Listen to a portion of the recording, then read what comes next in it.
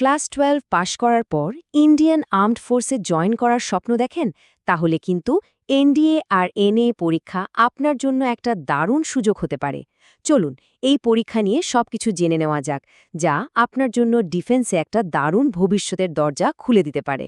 অনেকেরই তো স্বপ্ন থাকে দেশের উর্দি পরে সেবা করার, দেশের জন্য কিছু করার। আপনার মনেও কি সেই স্বপ্নটা আছে? যদি থাকে, তাহলে কিন্তু এনডিএ আর এনএ পরীক্ষায় হতে পারে সেই স্বপ্ন সত্যি করার প্রথম সিঁড়ি। আসুন দেখি এ পথে কিভাবে এগোনো যায়। সবার আগে তো জানতে হবে এই পরীক্ষাগুলো আসলে কি, তাই না?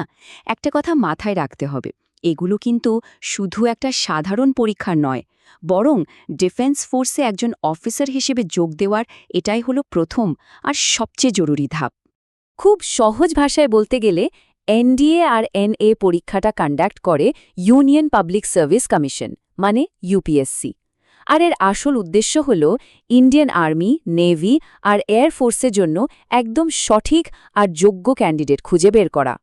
আচ্ছা, এই পরীক্ষার আসল উদ্দেশ্যটা কি? এটা কিন্তু শুধু আপনার বইয়ের জ্ঞান যাচাই করার জন্য নয়। এর মাধ্যমে আপনার ফিজিক্যাল ফিটনেস, আপনার লিডারশিপ কোয়ালিটি, এই সব গুণগুলো দেখা হয়। মানে তারা এমন একজনকে খুঁজছেন যিনি সব দিক থেকে একজন অফিসার হওয়ার যোগ্য। আর ভাবুন একবার, যারা এই কঠিন পরীক্ষাটা পাশ করেন তাদের জন্য কি অপেক্ষা করে।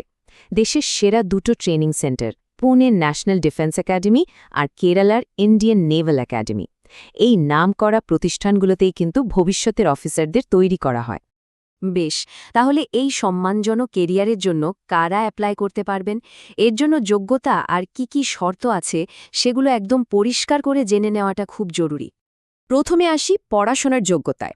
আপনি যদি আর্মিতে যোগ দিতে চান, তাহলে যে কোনো স্ট্রিম, আর্টস, কমার্স বা সায়েন্স থেকে ক্লাস 12 পাশ করলেই হবে। কিন্তু নেভি বা এয়ারফোর্সের জন্য কিন্তু ফিজিক্স আর ম্যাথস থাকা মাস্ট। শুধু পড়াশোনাটাই সব নয়, আরও কয়েকটা জরুরি শর্ত আছে।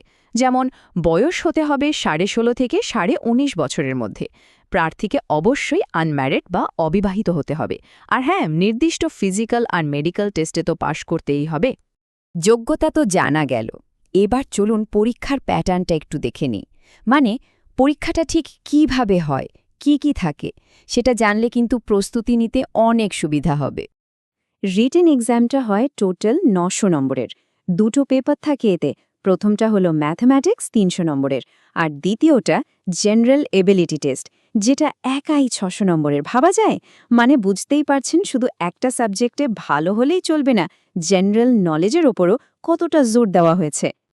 অনেকেই ভাবেন রিটেন পরীক্ষাটাই হয়তো সব, কিন্তু একদমই না। রিটেন পরীক্ষার 900 নম্বরের মতোই এসএসবি ইন্টারভিউর জন্য আছে আরও 900 নম্বর। তার মানে পুরো সিলেকশন প্রসেসটা হলো মোট 1800 নম্বরের। তাই দুটো পার্টি কিন্তু সমান গুরুত্বপূর্ণ। একটা ভালো ব্যাপার হলো এই পরীক্ষা বছরে দুবার হয়। এনডিএ 1-এর জন্য অ্যাপ্লিকেশন সাধারণত ডিসেম্বর-জানুয়ারিতে শুরু হয়, আর পরীক্ষাটা হয় এপ্রিলে। ঠিক একইভাবে এনডিএ 2-এর অ্যাপ্লিকেশন শুরু হয় মে-জুনে, আর পরীক্ষা হয় সেপ্টেম্বরে। এবার আসি সবচেয়ে জরুরি প্রশ্নে। এই পরীক্ষার জন্য প্রস্তুতিটা কিভাবে নেবেন, আর পুরো সিলেকশন প্রসেসটাই বা কেমন? চলুন সাফল্যের রাস্তাটা এবার জেনে নেওয়া যাক। দেখুন, পুরো সিলেকশন প্রসেসটা একটা লম্বা জার্নি, কিন্তু খুব গোছানো। 4টে ধাপে এটা হয়। প্রথমে রিটেন এক্সাম, তারপর 5 দিনের এসএসবি ইন্টারভিউ, এরপর মেডিকেল টেস্ট, আর একদম শেষে এই সব কিছুর রেজাল্টের উপর বেস করে ফাইনাল মেরিট লিস্ট বের হয়।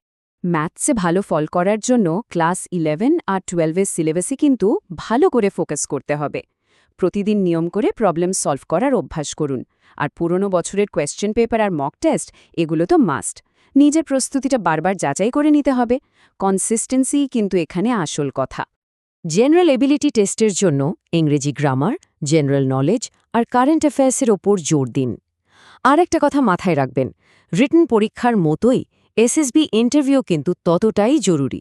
তাই কনফিডেন্স বাড়ানো আর নিজের ভাবনাকে গুছিয়ে বলার প্র্যাকটিস এখন থেকেই শুরু করে দিন। সবশেষে আসুন একবার ভাবি, ডিফেন্সের এই ক্যারিয়ারটা কেন এত সম্মানজনক আর গুরুত্বপূর্ণ। কারণ এটা শুধু একটা চাকরি নয়, তার চেয়েও অনেক বেশি কিছু।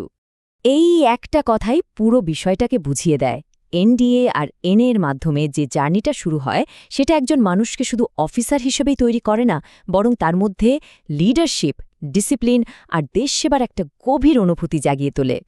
তাহলে এবার নিজেকেই প্রশ্ন করুন, এই পথ, এই সম্মান, এই দায়িত্ব, এগুলো কি আপনার জন্যই? দেশ সেবার এই ডাকটা কি আপনি শুনতে পাচ্ছেন? উত্তরটা কিন্তু আপনার ভেতরেই আছে।